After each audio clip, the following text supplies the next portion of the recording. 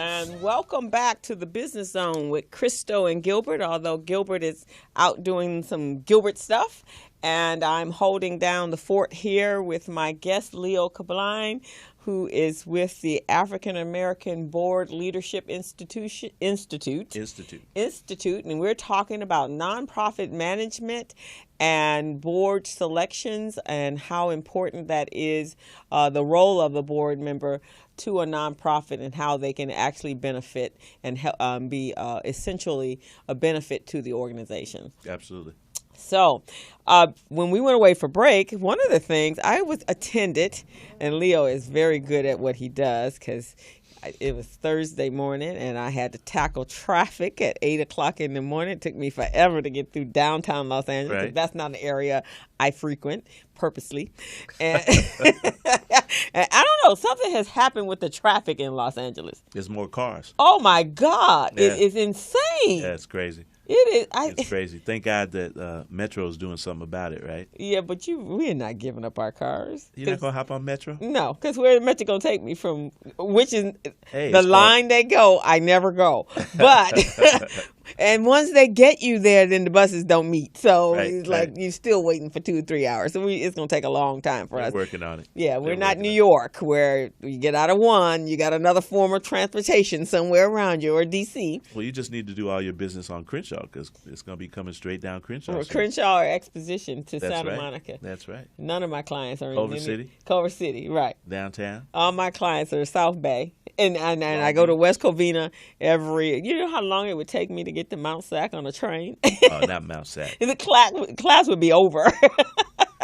So We'll figure it out. yeah. So the traffic though lately has been real crazy. So when I went to the pathway, what was it called? The Pathways to corporate boards. pathway to corporate boards, I learned some very interesting information. So I am glad I actually did fight through the traffic because It was worthwhile, right? it was worthwhile. Absolutely. That was very Absolutely. informative. Absolutely. We do lots of good programming like that.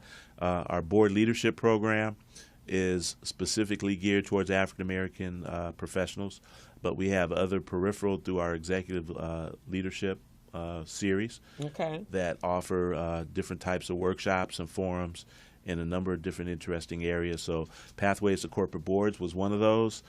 We have workshops like that with regards to how to serve on commissions. So if you're looking to be a commissioner, we'll talk to you about what it takes to do that.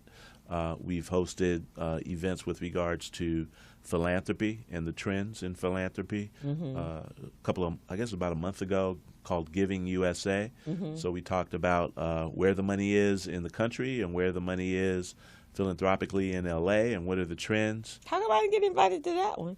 I invite you to everything, I Crystal. didn't know anything about that one. I would have showed up. I would have been there probably the first one sitting in the seats. Well, we're going to be doing that again. But the point is that we open those up to everybody because we think that it's important to build strong nonprofit communities. And so we want to make sure that everybody's available. And we always have great speakers, experts in the field that come to those different types of sessions.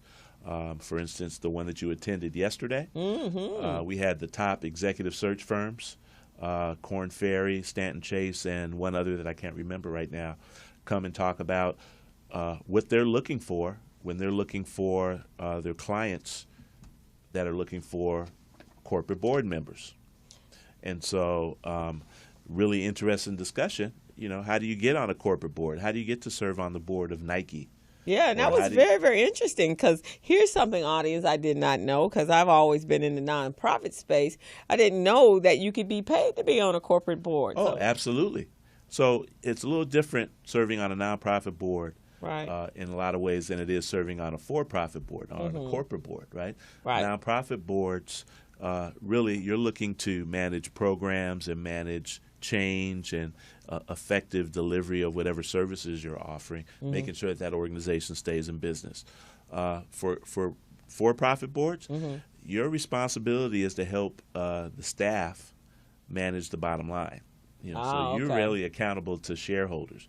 So they want folks that understand and that have had experience and success in managing business, in managing the P&L, and understanding marketing and trends and things of that nature. They want folks that know how to run a business. Right. And so they're looking for CEOs or retired CEOs or current CEOs. They're looking for senior executives to join their board, people that have specific expertise in that area, and it's almost like another job.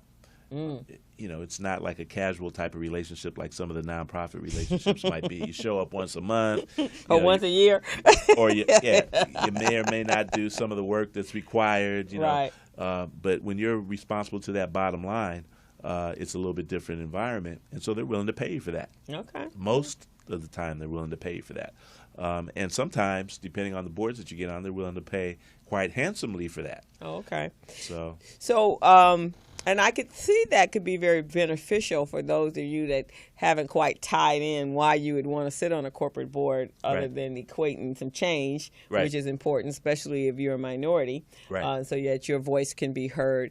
But I also would think that would be very beneficial for your careers. Oh, absolutely, absolutely. I mean, depending on what you're looking to do, if you're already in business, if you own a business, or you're aspiring to create a good business environment for yourself and be successful, having those responsibilities on various boards can be very impressive. It creates a new network for you. It creates access to information, which could be extremely important to you and to those around you and in your community. There's a lot of intangible or peripheral benefits from serving on boards. It looks good too. Yeah, it looks good. Looks good on your resume. Looks good on your LinkedIn. Absolutely. I'm serving on so-and-so board. Absolutely.